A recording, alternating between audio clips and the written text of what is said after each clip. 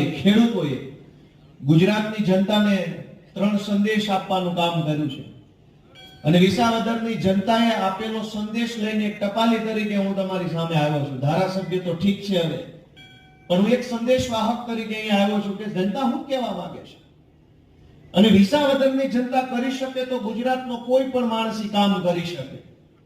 વિસાવદરની જનતાએ ગુજરાતની જનતાને પહેલો સંદેશ એવો આપ્યો છે કે તમે બોલો, અવાજ ઉઠાવો, ડરો નહીં, શરમાઓ નહીં, ગભરાઓ નહીં.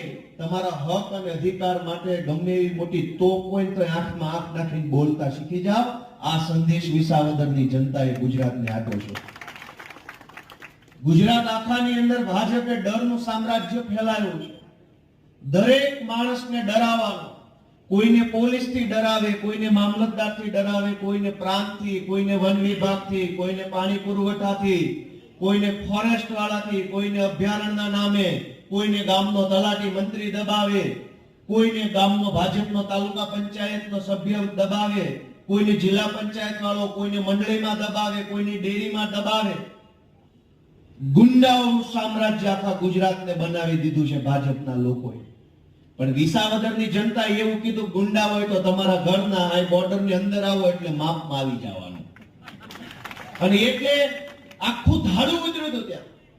ગુજરાતમાં વિધાનસભાને તાળું મારીને ચાવી લઈને પ્રચાર કરવા આવ્યા હતા અને કમલમને તાળું મારીને ચાવી લઈને હોય એટલા બધા ખટારા લઈને આવી ગયા હતા.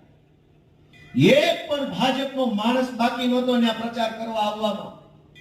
ગામડે ગામડે કેબિનેટ મંત્રી, એક ગામમાં 3 ધારાસભ્યો, સાંસદ સભ્યો, જિલ્લા પંચાયતના સભ્યો, એપીએમસી ના ચેરમેનો, ડેરીના ચેરમેનો આખા ગુજરાતમાં હતા એટલા બધા નાયા ધોયા વગરના વિસાવદર માટા મારતા હતા એટલા બધા ઓછામાં ઓછા 400 જેટલા હાઈ પ્રોફાઇલ માણસો વિસાવદર વિધાનસભામાં ચૂંટણી પ્રચાર કરતા હતા. ત્યાં ગોપાલ ઇટાલિયન મત ન દેતા હારો નથી, પણ જનતાએ મનમાં ખબર હતી કોણ હારું છે કોણ ખરાબ છે. તેવી તારીખે રૂબરૂ મળશું લિખિત તમારો બાપ ખેડૂત. મોઢે નો કીધું પણ મનમાં કીધું લિખિત તમારા આદરણીય પિતાશ્રી ઉર્ફે ખેડૂત ઉર્ફે ધરતીપુત્ર ઉર્ફે તમારું પેટ ભરનારો તમારો બાપ તમને 23 તારીખે જવાબ આપશે. અને આપ્યો જવાબ. 1.5 મહિનાથી કાણ બેઠી કમલમમાં.